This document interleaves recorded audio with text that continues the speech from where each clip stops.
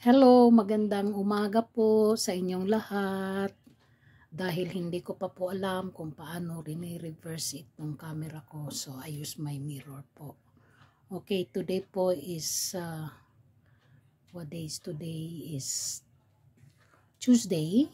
So it's only 7:30 in the morning. So this is how I start my day. Okay? Ready na po ako. Nakabihis na po ako. Yun. This time, naka-ready na talaga ako. Bihis na po ako. So, dito po, nakapag-pray na rin po ako. Tapos, nakapagbasa na rin po ako ng ng aking daily devotion. Ayan po. So, na-feed ko na rin po yung fish. Nakakain na po sila. Siguro later on, pag-uwi ko, if I have time, I'll gonna clean. Hindi naman masyadong Kaya lang mahirap mag-clean kasi meron silang mga baby. Oh, there's a lot of babies. Pag nilinis ko yan, baka mawala sila. Kawawa naman. Ayan. Yan ang fish ko. Yan. Yan. Sabi nila stress-free daw. Meron naman silang tanim. Kaya lang plastic. Yun, dyan sila. Yan po. So, nakapag-coffee na rin ako. Wala na, ubos na yung coffee ko. Ayan.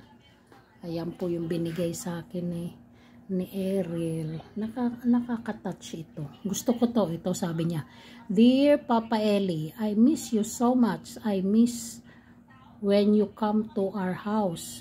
But God will take care of you. And hope you will visit us soon. Love, Ariel." Thank you, Ariel. Thank you for the prayers. Yan yun.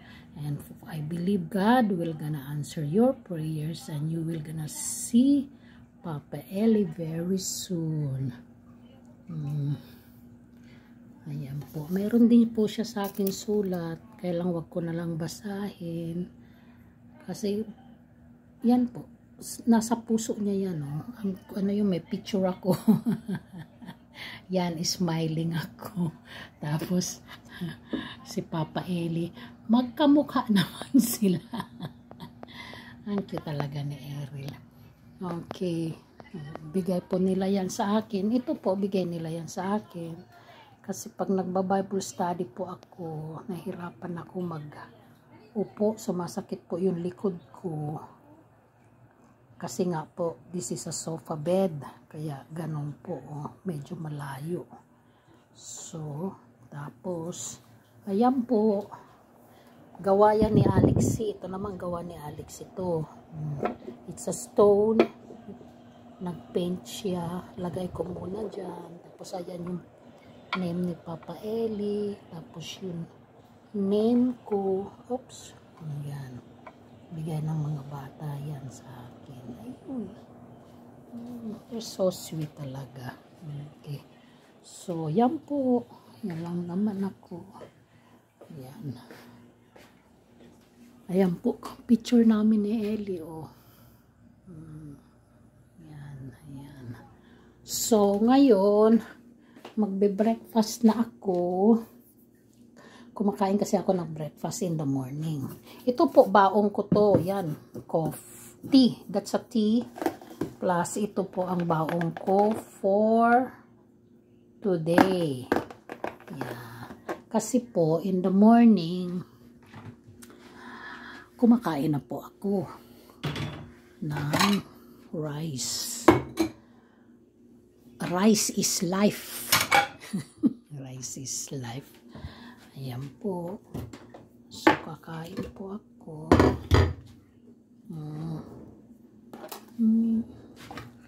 Little bit of rice.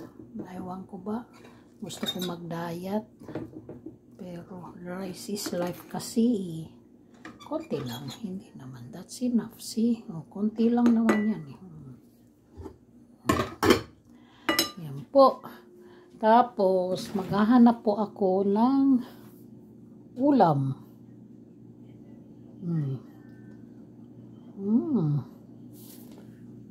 Ano ba?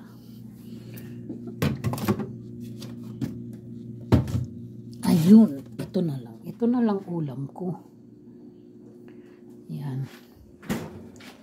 My ulam for today. Yan. My ulam for today is, what's this? Squash.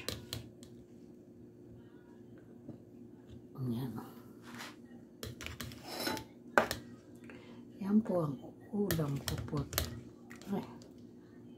For today. Yan. Yan.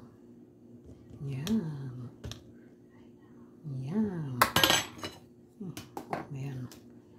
Lagyan natin ng sabaw. Yan. Yan ang ulam for today. Nahulog sa yan. Hindi ko naman yan maubos. Pero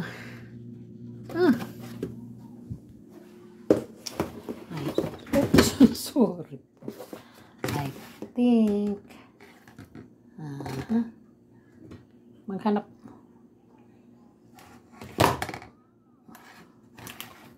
ayan. Mas malinis po yung ano ko kamay ko.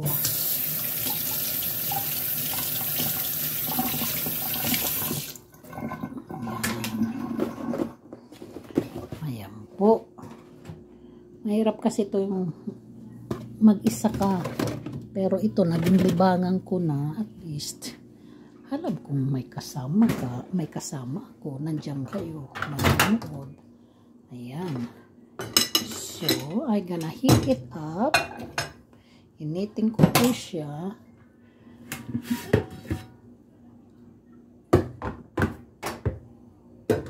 Ayan. Masyadong mainit. Ala. Yun.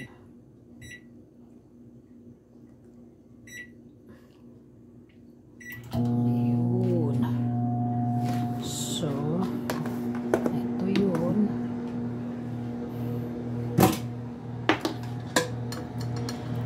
Isahan lang po ang ano ko, ang pagsaing. Later on, ano na rin yan. Tapos ito ang I need to drink this water sa morning. Dapat maubos ko yan. Yeah, water is life. Siguro dagdagan ko ng ito yung baong ko. Itong Skyflex. Ayun. Maghanap pa ako ng iba. Ay, wala na. Nawala yung chocolate ko dito. Ayan. So later on, I'm gonna have, after I eat, I'm gonna have my vitamins and my medication. Ayan po. So sabi ko nga, I have my coffee, dyan po. Kaya puro tambak po dito dahil wala pa naman si Eli. Kaya dito ko muna yan ilagay. May verse akong inano dito, ayan, sinulat. In 1 Peter 3:12 it says, the eyes of the Lord are on the righteous, and His ear are attentive to their prayer. Ayan. Ayan ang verse for me for today. Do nabasa ko na po yung daily bread. Nakapagbasa na rin ako ng Bible, but nabasa ko yan, so I take that note. Parang yan ang ano ko. I need to meditate on the word kasi yan po ang binigay ni Lord sa akin for today, kaya linagay ko yan. Then isusulat ko po yan. Pagdating ko kay Eli, isusulat ko yan dun sa yellow pad note, and then I'll gonna stick it to the wall. Ayan po. So siguro po mainit na yung kakainin ko. Ayan po, sa kitchen ko. Ayan, kaya nakikita nyo. Ayan. Yun ang background ko, yung mga pictures doon. Ayan. Ayan. So, mainit na po. Ito po yung candle na binigay nila ng birthday ni Ellie. Ayun, very hot. Oh, very hot ang aking food. Yan po ang breakfast ko for today. Then I have my spoon. Yan lang, kaswa lang ako. I don't have to set up. Yan. Yan. So, ayan po ang breakfast ko. Yan. Yan po ang vitamins ko later. And then I will gonna eat. Okay. Habang kumakain ako, ayan, nasa harapan ko po yung TV. Ayan yung TV. Ayan. Sarado ko po yun, ano. Sarado ko yan. Yan po yung TV. Oh. Panonoorin ko. Yan. Panoorin ko yan. Kasi yan, nagpa-pop up lang yan kasi. Yan. Marami pong papel dyan kasi yan po yun. Dito po ako umuupo sa Bible study. Wala po akong laptop. Kaya yan po ang ginagamit ko. Tablet. Ang wish ko sana time will come makabili ako ng Note 2 or laptop or something. Yan ang may notes ako dyan. Tapos nandyan yung Bible ko. Nandyan yung prayer list. Ito pong mga papel na to, dahil wala naman po si Ellie dito, nandyan po yan muna. Para easy access for me. Kasi yan po yung mga paper things for Ellie. Para mabilis po sa akin. Siyempre marami tayong kinakausap na mga tao sa mga WSIB, kung ano-ano pa. Ayun. Kaya dyan ko na lang muna nilagay. Pero usually hindi ko naman dyan nila. May lagayan talaga sila. Okay. So, ayun po. Yan po ang morning routine ko before na pumunta ko kay Ellie. So, time check. It's 7:45. Yeah.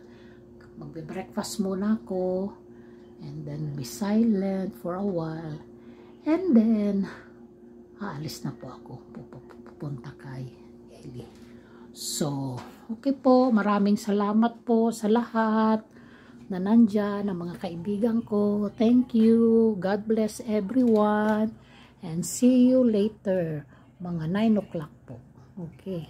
After, kain muna ako. Sige po. God bless. See you soon. God's love you and Jesus love you. Always remember po, no matter what, whatever is your situation.